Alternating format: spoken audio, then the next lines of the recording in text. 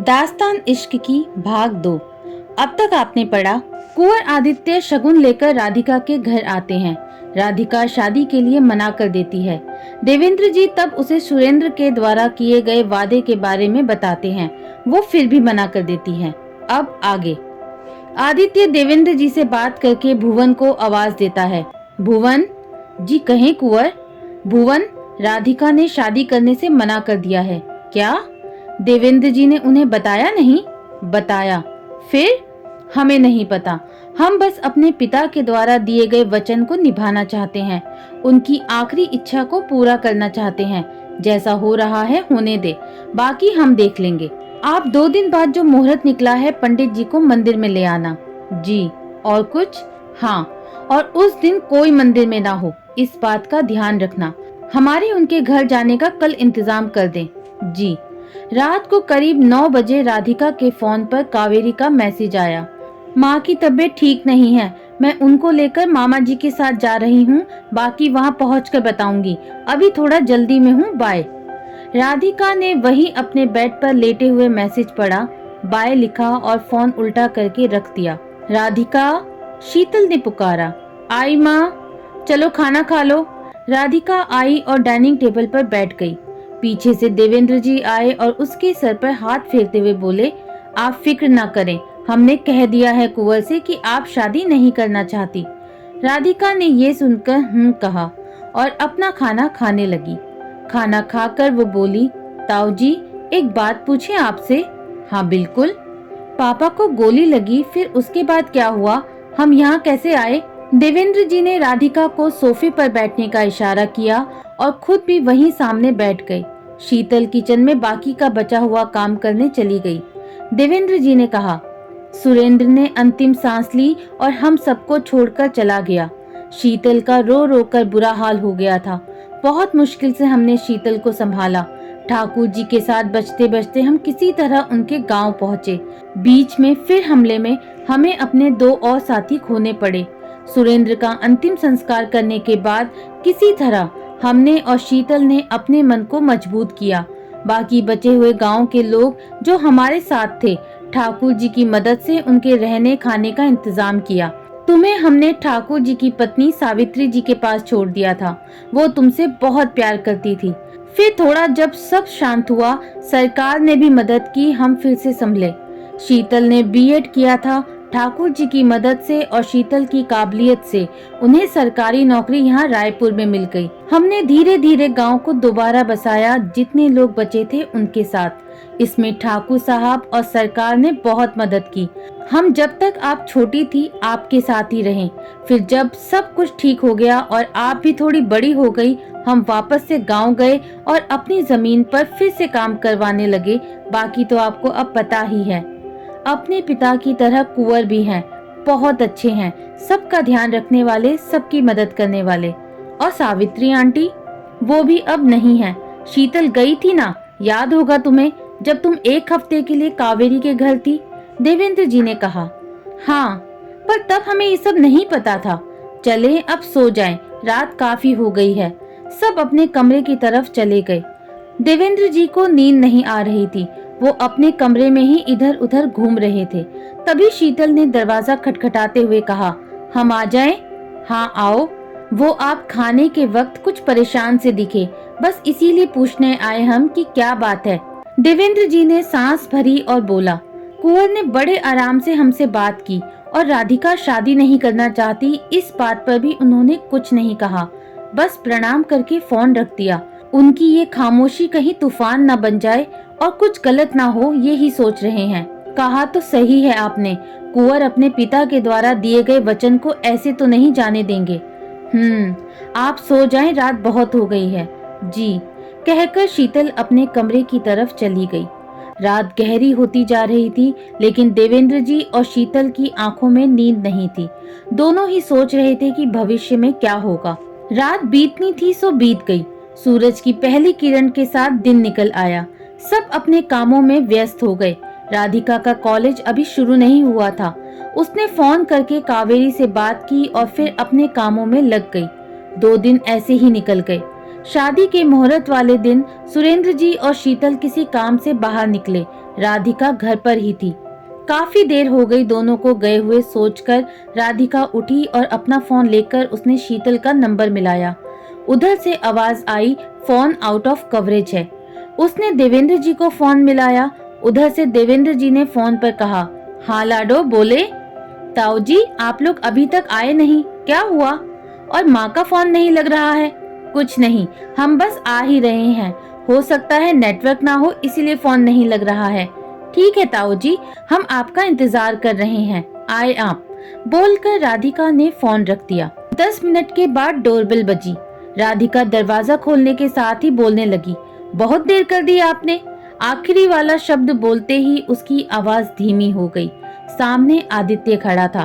उसने अंदर आते हुए कहा, आप हमारा इंतजार कर रही थी? हमें पता होता तो हम पहले ही आ जाते। आप यहाँ क्या कर रहे हैं? और हम आपका नहीं, माँ। और वो आगे बोलती उससे पहले आदित्य बोला, ताऊ जी का इंतजार कर रही हैं? राधिका ने आदित्य की तरफ गुस्से से देखा और बोली, आपसे ताऊ जी ने कहा ना कि ये शादी नहीं होगी, तो फिर आप यहाँ क्यों आए हैं? हम आपके घर आए हैं और आप हैं कि सवाल पर सवाल पूछे जा रही हैं। अरे पहले बैठने को भी नहीं बोलेंगी?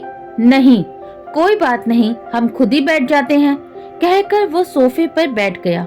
आपने कुछ किया है माँ और ताऊ जी के साथ? आदित्य ने उसकी तरफ देखा और बोला, हम क्यों कुछ करेंगे उनको? आपकी माँ तो हमारी माँ की तरह है और ताऊ जी भी। वैसे आप बैठें, कुछ बात कर लें। फिर वो कहाँ है? राधिका ने पूछा। वो जहाँ भी हैं सुरक्षित हैं, आप बैठें। मैंने पूछा कहाँ है वो? राधिका ने जरा जोर से कहा। उसकी इस बात पर आदित्य ने आवाज लगाई, भुवन। भुवन अंदर आया। जी, दिखाएं इनको जरा। आदित्य के कहने पर भुवन ने अपना फोन निकाला और वीडियो कॉल किया। दूसरी तरफ से कॉल उठा तो भुवन ने फोन आदित्य को दिया। आदित्य ने राधिका को फोन दिखाते हुए कहा, देखें आप। राधिका ने फोन की तरफ देखा तो उसमें उसे हंसते हुए देवेंद्र जी और शीतल दिखाई दी, लेकिन कोई आवाज नहीं आ रही थी। ये कहाँ है माँ और ताऊ जी? हमने कहा ना सुरक्षित है और हमारे साथ हैं। लेकिन ये किस लिए? वो आपने शादी के लिए मना कर दिया तो हमें ये करना पड़ा। आप मान जाती तो। वाह! राधिका ताली बजाते हुए उठी। मतलब आप ये काम भी करते हैं? किसी को भी किडनैप करा लेंगे? कोई आपकी बात न माने तो? ताऊ जी ने तो हमें बताया था कि आप सबकी मदद करते हैं, कोई भी आपके घर से खाली हाथ नहीं लौटता। मसीहा है आप, लेकिन लोगों को शायद आपका ये रूप पता नहीं है। आदित्य ने ठीक से बैठते हुए कहा, तारीफ के लिए शुक्रिया। अब तो आपको पता चल गया ना कि हम क्या कर सकते हैं। शादी का मुहूर्त आज है, जब तक ताऊ जी और माँ हमारी मेहमानदारी में रहेंगे। वैसे उन्हें कोई ऐतराज नहीं है इस शादी से, लेकिन वो क्या है ना, हम कोई भी वजह नहीं चाहते आपके ना आने की। भुवन आपको लेने आएंगे, कहकर आदित्य सोफे पर से उठ गया और बाहर जाने लगा। आप ऐसा क्यों कर रहे हैं? राधिका ने आंखों में आंसू लिए पूछा। आदित्य ने पलटकर देखा तो राधिका की आंखों से आंसू बहकर उसके गालों पर आ गए। आदित्य उसकी तरफ बढ़ा, अपने हाथ से उसके बहते हुए आंसू पोंछे और कहा, हम अपने पापा की और आपके पापा की दोनों की इच्छा पूरी कर रहे हैं, आप तैयार हो जाएं। कहकर तेज कदमों से वो बाहर निकल गया। राधिका वहीं खड़ी हुई उसे जाते हुए देख रही थी। गाड़ी में बैठकर आदित्य ने भुवन से कहा, गार्ड्स को कहो कि यहीं रहे और आप उनको लेकर आएं। जी, भुवन ने कहा और गाड़ी आगे बढ़ गई। दोस्तों, उम्मीद करती हूँ कि आपको ये कहानी पसंद आ रही होगी। अगर पसंद आ रही है तो प्लीज मेरे चैनल को ज्यादा से ज्यादा सब्सक्राइब करें। सब्सक्राइब करने में बिल्कुल भी कंजूसी ना करें और बेल आइकन जरूर से दबाएं। तो चलिए फिर कहानी को कंटिन्यू करते हैं। आदित्य के जाने के बाद राधिका बुझे हुए मन से अपने कमरे में जाती है और नीचे बैठकर रोने लगती है। वो रोते रोते बोलती है, क्यों भगवान, मेरे साथ ही क्यों? वो अपने कमरे में लगी हुई राधा कृष्ण की तस्वीर को देखते हुए रोई जा रही थी। इस वक्त उसके पास कोई नहीं था जो उसको दिलासा दे। थोड़ी देर बाद उसे आदित्य की बात याद आई। राधिका उठी और वॉशरूम में गई। उसने अपना मुंह धोया और बाहर आ गई। जो शादी का सामान आदित्य अपने साथ लेकर आया था उसे पहनकर वो रेडी होने लगी। राधिका तैयार हुई और बाहर आ गई। आदित्य उसके लिए गुलाबी रंग का शादी का जोड़ा लाया था, जिसमें राधिका बहुत प्यारी लग रही थी, लेकिन उसके चेहरे पर कोई खुशी नहीं थी। राधिका ने घर का दरवाजा खोला तो देखा भुवन बाहर ही है। भुवन ने राधिका को पीछे घूमकर देखा तो राधिका तैयार खड़ी थी। भुवन ने आगे जाकर गाड़ी का दरवाजा खोला और राधिका को बैठने के लिए कहा। राधिका अपना लहंगा पकड़े हुए आगे बढ़ी और जाकर गाड़ी में बैठ गई। भुवन ने दरवाजा बंद किया और आगे बैठ गया। कुछ देर में वो लोग मंदिर पहुंच गए। भुवन ने चारों तरफ एक बार देखा, वो गाड़ी से उतरा और राधिका वाली तरफ का दरवाजा खोला। राधिका बुझे मन से गाड़ी से उतरी और भुवन के साथ मंदिर की सीढ़ियां चढ़ने लगी। राधिका ने आखिरी सीढ़ी पर कदम रखा तो आदित्य मुस्कुराते हुए खड़ा था। उसने राधिका को ऊपर आने के लिए अपना हाथ आगे बढ़ाया। राधिका ने उसकी तरफ देखा, एक हाथ से अपना लहंगा पकड़ा और दूसरी तरफ से ऊपर चढ़ गई। आदित्य हल्के से मुस्कुराया और उसके पीछे जाने लगा। ये राधा कृष्ण का मंदिर था। मंदिर के अंदर एक तरफ शादी की व्यवस्था की गई थी।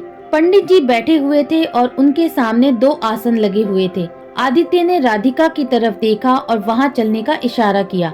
राधिका मंडप में जाने लगी और उसके पीछे आदित्य, दोनों वहीं खड़े हो गए। भुवन दोनों के लिए जयमाला ले आया। पंडित के कहने पर कि पहले वधू जयमाला पहनाए, राधिका वैसे ही जयमाला लिए खड़ी रही। पंडित जी ने दोबारा कहा, जयमाला पहनाओ, तो राधिका ने आदित्य को जयमाला पहनाई। फिर आदित्य ने राधिका को जयमाला पहनाई। दोनों बैठ गए। एक एक करके शादी की रस्में होने लगी। गठबंधन हुआ। 7 फेरों के साथ ही आदित्य ने राधिका को मंगलसूत्र पहनाया और उसकी मांग भरी। राधिका की आंखों से आंसू बहने लगे। पंडित जी ने कहा, शादी संपन्न हुई, अब आप अपने बड़ों का आशीर्वाद ले। तभी किसी ने पुकारा, लाडो। राधिका ने उस तरफ देखा तो देवेंद्र जी खड़े थे और साथ में शीतल भी। राधिका अपने को रोक नहीं पाई और उठकर उनकी तरफ भागी। देवेंद्र जी ने आगे बढ़कर उसको गले से लगा लिया। राधिका रोए जा रही थी। शीतल ने उसके सिर पर प्यार से हाथ फेरा। राधिका रोते हुए बोली, कुछ किया तो नहीं आपके साथ? कुछ हुआ तो नहीं आप दोनों को? नहीं मेरी लाडो, कुछ नहीं हुआ, हम बिल्कुल ठीक हैं। तब तक आदित्य भी वहां आ गया था। उसने झुककर देवेंद्र जी के और फिर शीतल जी के पैर छुए। राधिका देवेंद्र जी से अलग हुई और बोली, इन्होंने आप दोनों को पकड़कर मुझे जबरदस्ती शादी की है, मैं नहीं मानती इस शादी को। देवेंद्र जी ने कहा, यहाँ से चले, घर चलकर बात करते हैं। सब वहाँ से घर आ गए। राधिका उसके गले से लगी हुई रोए जा रही थी। बस मेरी बच्ची, चुप हो जाओ, कहते हुए वो राधिका का सिर सहलाए जा रही थी। थोड़ी देर में राधिका शांत हुई। शीतल ने उसे अपने से अलग किया और उसके माथे को चूमा। राधिका ने भरे हुए गले से कहा, मैं नहीं मानती इस जबरदस्ती की शादी को। शीतल ने कहा, अच्छा ठीक है, तुमसे कोई जबरदस्ती नहीं कर रहा, तुम आराम करो, चलो लेट जाओ। राधिका वहीं पलंग पर शीतल का हाथ पकड़कर लेट गई। वो अभी भी सुबक रही थी। शीतल उसका सिर सहला रही थी। थोड़ी देर में राधिका सो गई। शीतल ने देखा उसके चेहरे पर आंसुओं के दाग थे। शीतल की आंखों में भी आंसू आ गए। उसने धीरे से राधिका के हाथ से अपना हाथ छुड़ाया, उसे चादर ओढ़ाई और कमरे का दरवाजा बंद करके बाहर आ गई, जहां देवेंद्र जी, आदित्य और भुवन थे। देवेंद्र जी ने शीतल को देखा तो पूछा, सो गई क्या लाडो? जी, अभी तो सो गई है। आदित्य ने कहा, हमें माफ कर दीजिए, हमारे पास और कोई रास्ता नहीं था।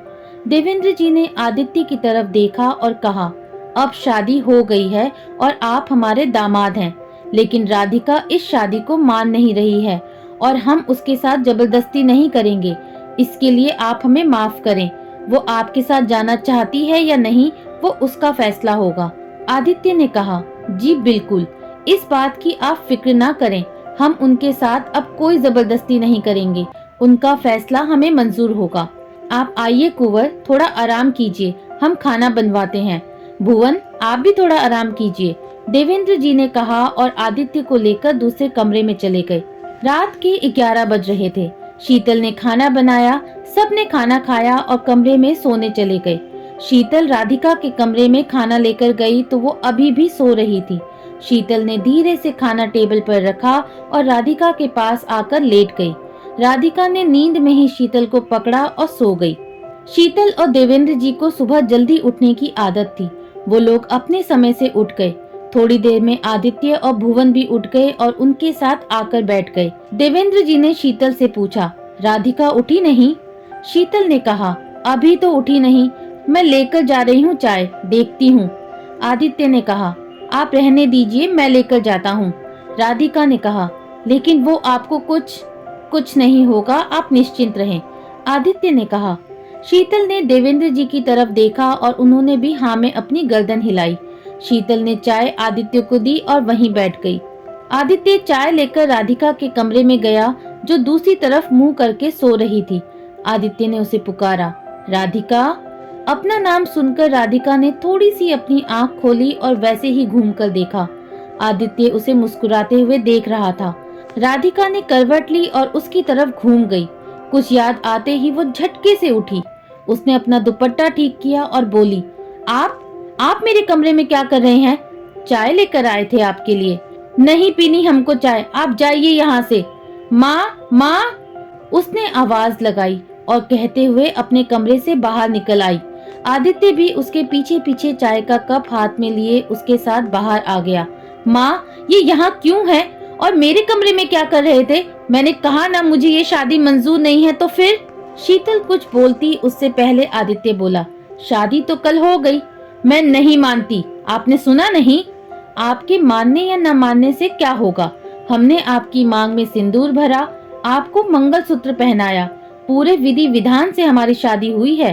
ताऊ जी, आप इनको बाहर जाने को बोलिए। कोई शादी नहीं हुई मेरी और मैं इनके साथ नहीं जाऊंगी। मैं 1 मिनट भी इनको यहाँ सहन नहीं कर सकती। देवेंद्र जी उठे और बोले, राधिका शांत हो जाओ। रात को काफी देर हो गई थी, इसलिए हमने ही इनको रोक लिया था। और आपकी शादी हुई है, ये सच है, तो इस नाते ये आपके पति हैं और ऐसे नहीं बोलते। आप ये समझ लें कि ये मेहमान है। और रही बात आपके इनके साथ जाने की, तो ये फैसला आपका है और हम सबको मंजूर है जो आप कहें। लेकिन एक बात सोच ले शांति से, आपसे कोई भी कुछ नहीं कहेगा और कुंवर थोड़ी देर में चले जाएंगे। आप अपने कमरे में जाएं। देवेंद्र जी की बात सुनकर राधिका थोड़ा शांत हुई और अपने कमरे में जाकर उसने दरवाजा बंद कर लिया। देवेंद्र जी ने आदित्य की तरफ देखा और कहा, हम माफी चाहते हैं राधिका की तरफ से। आदित्य ने उनके हाथों को अपने हाथों में लिया और बोला, क्या कर रहे हैं आप ताऊ जी? आप बड़े हैं हमसे, ऐसा मत कीजिए। राधिका की नाराजगी हमसे होना बिल्कुल सही है। हमने उन्हें मजबूर किया तो उनको गुस्सा करने का पूरा हक है। देवेंद्र जी ने कहा, हमें नहीं पता आगे क्या होगा।